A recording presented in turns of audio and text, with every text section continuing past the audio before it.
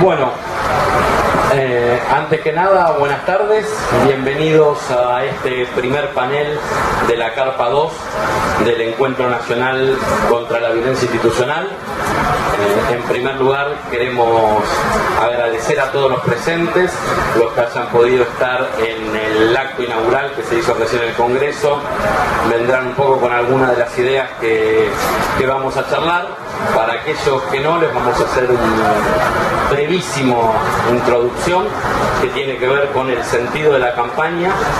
Desde hace un tiempo venimos trabajando desde distintas organizaciones en la construcción de una campaña nacional sistemática para erradicar todas las formas de violencia institucional. Nuestra consigna central es ni un pibe menos en la Argentina. Entendemos que los niveles de violencia de una sociedad en gran medida están marcados por los niveles de respuesta violenta de sus instituciones ante los reclamos y las distintas situaciones de su pueblo, y que después de 30 años de democracia ya era hora que el Estado comience a hacerse cargo de las propias violencias que generan los órganos estatales y a tener una política sistemática para erradicarlas. Desde ese marco es que hemos pensado este programa para el encuentro de hoy, que centralmente tiene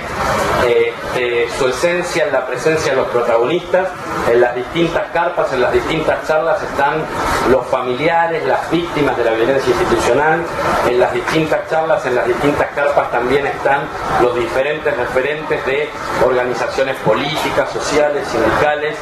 que se encuentran con la violencia institucional en el desarrollo de sus actividades y la enfrentan y van trabajando alrededor de ella. Y la idea era poder abarcar las distintas facetas de esta problemática. Por eso en esta carpa lo que vamos a tratar en este primer panel es sobre la criminalización y la represión de la protesta. El nombre del panel tuvo sus idas y venidas. Originalmente era sobre la criminalización de la protesta social. Lo hemos ampliado porque entendemos que quizás hoy el concepto de protesta social nos queda chico. Creemos que las protestas son sociales, pero esencialmente son sindicales y son políticas, y la problemática de criminalización abarca todas, pero esencialmente también la problemática de la represión. Son dos problemáticas muy vinculadas, pero diferenciadas, y que hoy queremos poder abordar. Para eso vamos a contar con presencias que agradecemos muy profundamente. En primer lugar nos va a hablar Fernando Esteche, miembro de la Dirección Nacional de la Agrupación Quebracho. Después vamos a contar con el testimonio de Pablo Ferreira, hermano de Mariano, con el testimonio de Sandra Rodríguez, que es viuda del docente Carlos Puente Alba, también muerto por la policía en Neuquén. Y finalmente le vamos a pedir el cierre de esta mesa a la compañera Estela Maldonado, secretaria general de la Confederación de Trabajadores de la Educación de la República Argentina. Si todo nos va bien y podemos más o menos cumplir con los tiempos, terminadas estas rondas vamos a tratar de abrir el micrófono para poder hacer alguna especie de debate entre todos los presentes. Les recuerdo, les han repartido las carpetas, tienen el programa, ahí están las distintas actividades que vamos a ir teniendo, y también durante el transcurso del día van a estar dando vueltas por la carpa, por las distintas carpas, compañeros de distintas agrupaciones que formamos parte de la campaña nacional contra la violencia institucional, con sus propuestas y sus ideas. Van a estar los compañeros de Abogados por la Justicia Social, que se integran, como me presenté, soy Lisandro Teskiewicz, con las planillas para que los distintos abogados y compañeros que toman situaciones legales de las organizaciones puedan anotarse y tomar contacto con la red de abogados de la campaña. Y también nos va a estar acompañando Mario Siloriano en esta mesa para poder charlar y armar todos los debates que podamos. Entonces, bueno, sin más presentaciones, le damos la palabra a Fernando Esteche. Bueno, primero que nada agradecer a los organizadores la invitación, señalar alguna incomodidad, si se quiere, en el buen sentido, porque estoy al lado de compañeros que mi propio derrotero militante me ha ido asignando, me ha ido entrampando y relacionándome de alguna manera con ellos, una luchadora sindical de la puta madre como la compañera. Y bueno, en el caso de Sandra, que alguna vez hemos intentado, más de una vez nos hemos comunicado, le hemos mandado desde los calabozos de Marcos Paz y de Seiza distintas reflexiones, porque nosotros fuimos los condenados, los únicos que estuvimos presos en el marco de la tragedia de Fuente Alba, los únicos presos, algunos se estará diciendo no, pero Poblete también, digo, los únicos presos fuimos nosotros, pues Poblete, ya sabemos nosotros que andan dando vueltas por las calles, ¿no? Y en el caso del Cumpa también, por ahí andan algunos de los compañeros que estaban en aquella trágica marcha, compañeros nuestros que acompañaban en aquella pequeña marcha por la lucha de los tercerizados, acompañando a Mariano. Así que una incomodidad en ese sentido, porque son Cumpas que a mí me gustaría estar de ese lado escuchándolos, porque tienen seguramente mucho más que decir. Y después les voy a pedir disculpas por dos cuestiones. Una, que mi desviación docente hace que los tiempos sean un problema regular, que hablo mucho y que hablo muy rápido y que en general además hablo desordenado. Pero bueno, ustedes sabrán entender estas cuestiones. Respecto de la reflexión inicial que hacía Lisandro, de apellido difícil él sabe y por eso todos lo llaman Lisandro, además de por la afabilidad que siempre tiene, me parece interesante esto, es casi una marca del neoliberalismo esto de cuando luchamos contra el neoliberalismo hablar de la criminalización de la protesta social. Es casi una marca neoliberal, es casi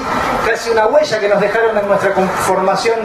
intelectual y conciencia política, esto de pretender que en todo caso la protesta legítima es solamente la protesta social. Y para quienes como yo, en todo caso como Mariano, como Carlos también es un militante político, además es un militante sindical, pero quienes como yo tenemos eminentemente una militancia política, muchas veces esto nos deja fuera. Es decir, si ustedes tuvieran que caracterizar las protestas de Quebracho, la organización que yo integro, no entrarían en la categoría de protesta social, ni tampoco de protesta sindical, son eminentemente protestas políticas, y la acción de nuestra organización desde el nacimiento mismo, en la época del menemismo, en pleno auge del neoliberal en cuanto a la conciencia política de nuestro pueblo, pues esto también hay que marcarlo, en los 90, cuando todo parecía imposible, cuando el relato dominaba, cuando estaba esta idea de la muerte de los grandes relatos, entonces hablar de revolución, o hablar de patria, o hablar de patria o muerte, y aún hablar de política, era muy complejo, había que hacer todo una recuperación, y en aquellos tiempos quienes empezamos, entonces decía, desde el nacimiento mismo de nuestra organización, empezamos siendo criminalizados. Digo, quien de alguna manera instaura esta lógica que el movimiento popular va a tomar como consigna o como forma de nominar a esta manera de represión, que no tiene otro nombre más concreto que el de represión, era hablar primero de la judicialización de la protesta en aquellos momentos, de la protesta social, y después sí más directamente de la criminalización. Lo concreto que viene pasando del neoliberalismo para acá, porque todavía entendemos nosotros, algunos activos, algunas estructuras permanentes, presentes en el Estado y en el régimen, diría yo, en el régimen político, pues no solamente, acá si bien esto es por violencia institucional, pero la violencia institucional, el único vehículo que tiene no es solamente lo institucional estatal, sino que también son otro tipo de aparatos ideológicos, fundamentalmente, por ejemplo, los medios de comunicación. Es decir, que un docente no pueda cortar que un docente no pueda hacer paro, no que no pueda cortar la ruta, que el problema de que los chicos no tengan clases sea de los docentes porque hacen paro y no de un Estado que no atiende una política salarial o estructural o un presupuesto educativo. Eso tiene que ver también con penetración de tipo ideológico que se van produciendo y reproduciendo desde los medios de comunicación. Y mucho peor es que un militante político no pueda protestar, que un militante político esté condenado a tener que presentarse a elecciones y que el único escenario de discusión posible sea el Congreso de la Nación, en las retóricas o en las narrativas que nos plantean desde el régimen. Entonces, una marcha que termina siendo virulenta o que termina con un enfrentamiento con la policía está ya estigmatizada desde el punto de vista que esas no son las formas democráticas que, desde el punto de vista de la lógica de lo que tiene que ser la reproducción democrática, son. El problema es que tanto las instituciones del Estado como el conjunto de los aparatos ideológicos que van conformando ese consenso producen eso. Una anécdota cuento, para que un compañero piquetero, un trabajador desocupado, de los que hay mucho acá, en eso felicito a los organizadores también por el público que tenemos, es decir, no son abogados ni son legisladores los compañeros que nos están acompañando, algunos sí, y eso tiene que ver también con el momento político, porque el pueblo entiende que esto se trata de ellos, pero para que un compañero desocupado acceda a un plan social, por ejemplo, un subsidio de estos, un trabajo en una cooperativa que creo que son de 1.200 pesos, ¿ustedes creen que un desocupado va al Ministerio de Trabajo y se anota en una planilla y le dan el...? No es así. No es así para nada. Hay dos caminos posibles. O estás cautivo de las lógicas clientelares, de las viejas estructuras clientelares de la política argentina, o te enrolás en alguna de las organizaciones que no deja de ser a veces una perversa lógica de la reproducción clientelar de izquierda, si se quiere, a veces ahí también hay algunos juegos perversos de parte del movimiento popular, pero es la otra manera. Y cuando las políticas públicas que deben llegar justamente a todos los sectores necesitados, cuando las políticas públicas las ofrecen discrecionalmente para quienes en esa discreción respecto del acceso a las políticas públicas, porque no somos oficialistas o porque no somos opositores del Estado que se trate, ¿no?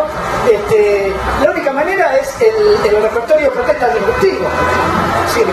uno puede presentar un petitorio que no lo recibe ni el portero del ministerio. Si no te recibe el petitorio del portero, entonces planteas una marcha y cortás la 9 de julio y Macri te caga palo y te defendés porque Macri te caga palo y ya tenés un montón de causas, un montón de compañeros judicializados o criminalizados.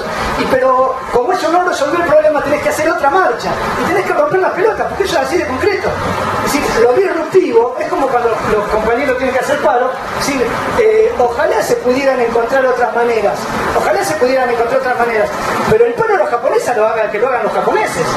Nosotros estamos en Argentina y los compañeros acá las herramientas históricas incluso son del acervo cultural de la lucha popular en la Argentina. Que encuentren los compañeros es justamente plantear los escenarios disruptivos. Ojalá bastara, ya me pasé los 5 están. Ojalá bastara, estaba muy asustado, ojalá bastara con que una simple marcha hiciera que el Estado atendiera los reclamos de los compañeros. Lamentablemente no es así y lamentablemente por ahí cada vez es más así, pero lo cierto es que en lo social y en lo sindical empujan a los compañeros a los escenarios disruptivos, y en esto a veces hay picardías, y en esto también, con signos de izquierda o con signos de laburante, se pueden montar escenarios también que contaminan todo. Entonces se puede hacer un paro que nadie entiende, ni siquiera los propios laburantes, o se puede hacer un piquete donde los compañeros van obligados a veces y los anotan y tienen que pedir permiso para ir al baño, porque si no le sacan puntos, si no le dan el plan, en estas cosas perversas del clientelismo de izquierda, pero a veces todas estas cosas son las que contaminan y no nos permiten como movimiento popular poder identificar estas cuestiones. En cuanto a nuestra organización en sí, que somos una organización, por eso decía, política, que nuestras protestas o nuestros reclamos están en el marco de la protesta política, y ustedes deben saber, es decir, nosotros hemos estado en la cárcel por protestar contra el FMI. El día que Néstor Kirchner dijo, vengo de recibir al enviado de Dios, que ahora es Papa,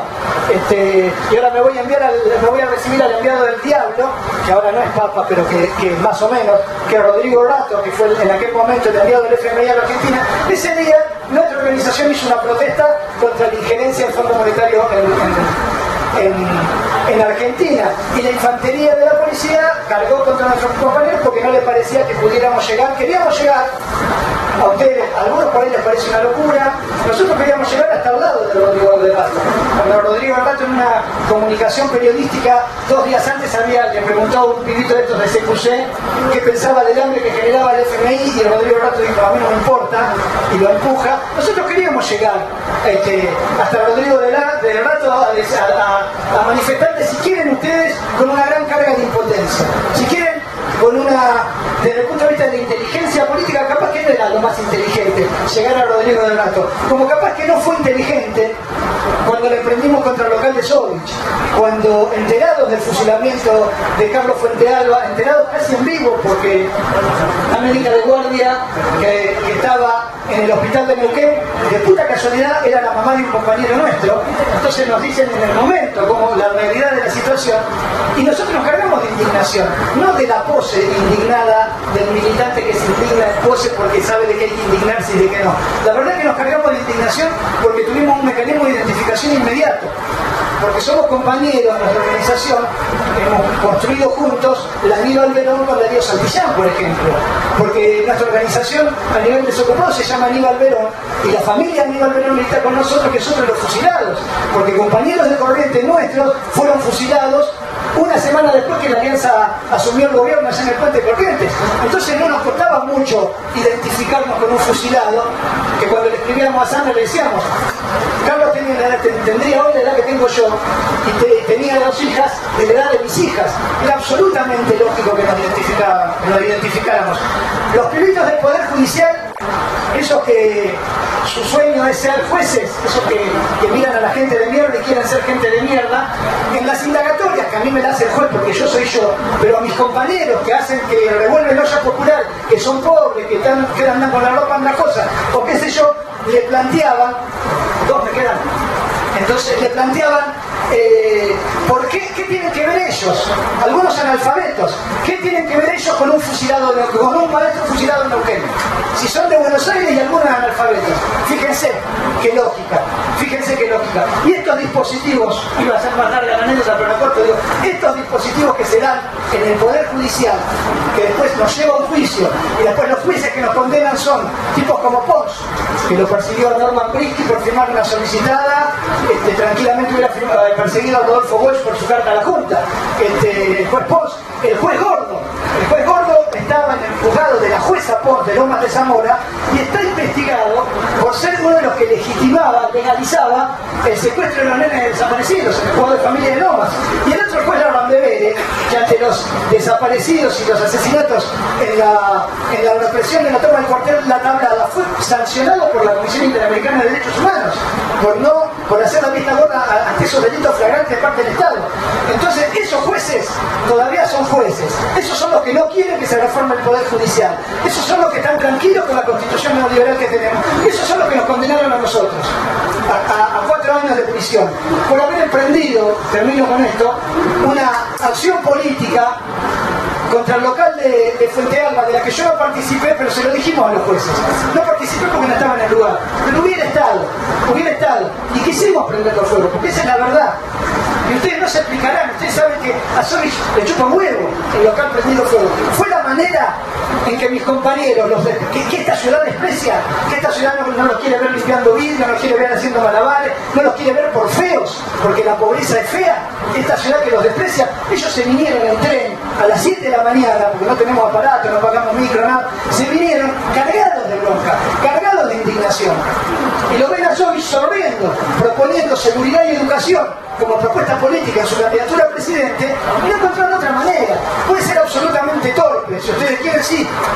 podemos coincidir en la torpeza, pero la vamos a reivindicar como acción política que salió desde lo más profundo nuestro, desde las entrañas, y que en esta lógica, en un país que está cambiando, debiera empezar, digo yo, en estas cuestiones que estamos empezando a interpretar, en cómo le ponemos en estas lógicas de la criminalización, porque toda acción política, todo intento de subversión, en el sentido de querer cambiar las cosas como están, está tipificado en el Código Penal, la verdad que tenemos la ley antiterrorista y demás cuestiones. Entonces habría que empezar a pensar en cómo encontrar un punto medio, y acá va a haber 2 jueces uno ya y creo que hay otro juez de la Corte, pero empezar a entender que hay, al margen de la voluntad política de uno u otro gobierno, hay dispositivos institucionales y aparatos ideológicos en términos de un régimen de dominación que producen y reproducen no la criminalización, la represión de cualquiera que quiera levantar la cabeza y construir un mundo mejor. Disculpen por lo desordenado y lo acotado, y les agradezco mucho el tiempo.